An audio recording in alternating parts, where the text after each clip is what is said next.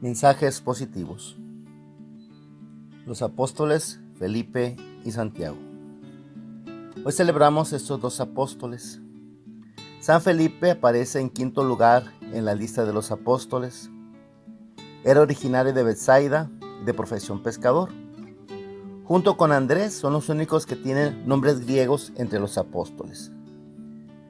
San Felipe es llamado por el Señor al grupo de los discípulos al día siguiente de haber llamado a Andrés, Juan y Pedro. Dice Juan 1, 43 al 44. Felipe es quien invita a Natanael a conocer al Señor.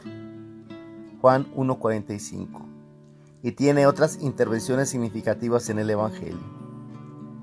El día de la multiplicación de los panes, el Señor, para probarlo, dirige a él preguntándole que dónde comprarán pan para tanta gente. Juan 6, 5 al 7. Es a Felipe quien se dirigen unos extranjeros, unos griegos, deseosos de conocer al Señor. Juan 12, del 20 al 22. Y es él el que le pide al Señor en la última cena que le muestre al Padre. Juan 14, del 8 al 11. Y eso precisamente es lo que vemos en el Evangelio del día de hoy. El Evangelio de la misa de hoy es Juan 14, del 6 al 14. Y dice así. En aquel tiempo Jesús dijo a Tomás: Yo soy el camino, la verdad y la vida. Nadie va al Padre si no es por mí. Ustedes me conocen a mí, conocen también a mi Padre. Ya desde ahora lo conocen y lo han visto. Le dijo Felipe: Señor, muéstranos al Padre y eso nos basta. Jesús le replicó: Felipe, tanto tiempo hace que estoy con ustedes y todavía no me conoces. Quien me ve a mí, ve al Padre. Entonces, ¿por qué dices muéstranos al Padre? ¿O no crees que yo estoy en el Padre y que el Padre está en mí? Las palabras que yo les digo, no las digo por mi propia cuenta. Es el Padre que permanece en mí y hace las obras. Créanme, yo soy en el Padre y el Padre está en mí. Si no me dan fe a mí, créanlo por las obras. Yo les aseguro, el que cree en mí, hará las obras que yo hago y las hará aún mayores, porque yo me voy al Padre. Y cualquier cosa que pidan en mi nombre, yo la haré, para que el Padre sea glorificado en el Hijo. Yo haré cualquier cosa que me pidan en mi nombre. Muy interesante lo que Jesús le contesta a Felipe, hablándonos pues de esa identidad tan grande que hay entre el Padre y Jesús. Esta cita siempre me hace recordar una pariente mía que se había dejado enredar pues por los testigos de Jehová y estaba a punto de entrar con ellos, pero pues toda su familia católica, su mamá muy católica, y entonces en un momento de duda pues ella le dice al Señor que se le manifieste, que lo haga entender, que ella lo está buscando y que cree encontrarlo ahí con los testigos de Jehová, pero quiere saber si está equivocada o no, y se puso a hacer oración. Y entonces con mucha fe abrió la Biblia y le salió esta cita donde le dice Jesús a Felipe: Quien me ve a mí, ve al Padre.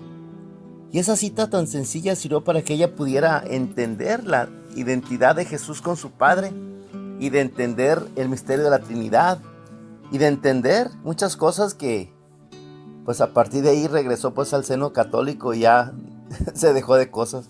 Pero esa cita para ella fue muy importante y siempre que leo esta cita recuerdo esa situación. Como todos los apóstoles es difícil históricamente seguirle después la huella con mucha certeza. De lo que se dice de Felipe es que se dedicó a predicar en las regiones de Frigia, actualmente por Turquía, y en Escitia, actualmente Moldavia, Ucrania, Hungría y el este de Rusia. Fue martirizado y muerto en Hierápolis. Su martirio consistió en ser crucificado y apedreado. Posteriormente sus reliquias se trasladaron a Roma. Y otro apóstol que celebramos es Santiago, hijo de Alfeo, que es apodado el menor para distinguirlo del otro Santiago, hijo de Zebedeo y hermano de Juan. Él aparece en noveno lugar en todas las listas de los apóstoles. La tradición siempre lo ha identificado con el hermano del Señor, Marcos 6:3. ¿No es acaso el hijo del carpintero, el hijo de María, hermano de Santiago, de José, de Judas, de Simón? ¿Que acaso sus hermanos no viven aquí entre nosotros? Hemos platicado que en esta cultura la palabra hermano era mucho más amplio que los hijos de mi madre. Entraban los parientes y sin duda pues Santiago era algún primo de Jesús. También lo menciona San Pablo en la carta a los Gálatas capítulo 1 versículo 19, haciendo referencia al viaje que hizo a Jerusalén. Dice: no vi a ningún otro apóstol sino solamente a Santiago, el hermano del Señor. Se le identifica también con aquel Santiago a quien se le aparece de una manera especial el Señor resucitado. Dice 1 Corintios 15:7. Y precisamente de eso trata la primera lectura. 1 Corintios 15, del 1 al 8, que dice: hermanos, les recuerdo el evangelio que yo les prediqué y que ustedes aceptaron y en el cual están firmes.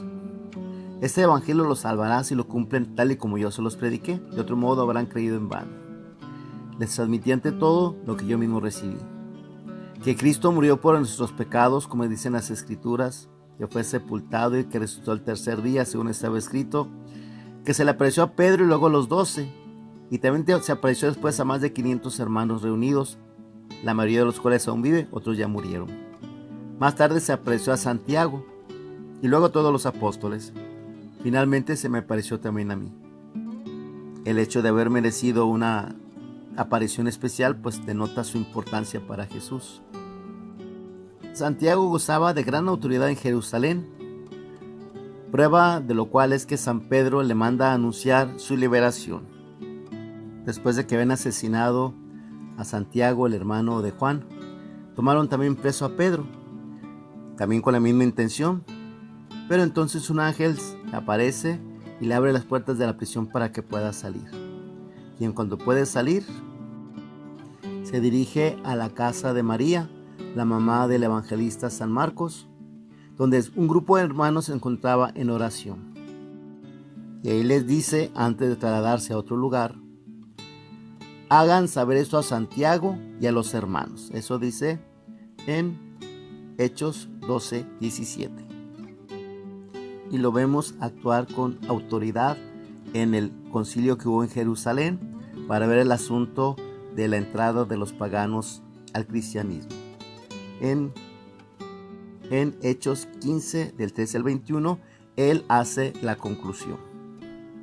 Se le considera que fue el primer obispo de Jerusalén, quedando con autoridad ahí una vez que los apóstoles se dispersaron a predicar el evangelio.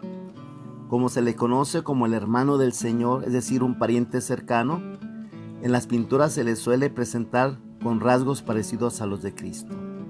Según algunos autores, se le parecía tanto que fue por eso que Judas tuvo que darle un beso al Señor para que sus captores lo reconocieran y no se confundieran con él. La tradición dice sobre su muerte que el sumo sacerdote Anás II le ordenó renegar de Jesús y para esto lo subió a la parte más alta del templo. Pero Santiago, aprovechando la concurrencia, se puso a predicar el evangelio.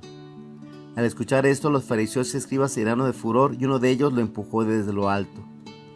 Santiago cayó, no murió del golpe, pero sin embargo fue apedreado mientras rogaba a Dios de rodillas por sus asesinos. Como tardaba en morir, fue golpeado en la cabeza con una maza.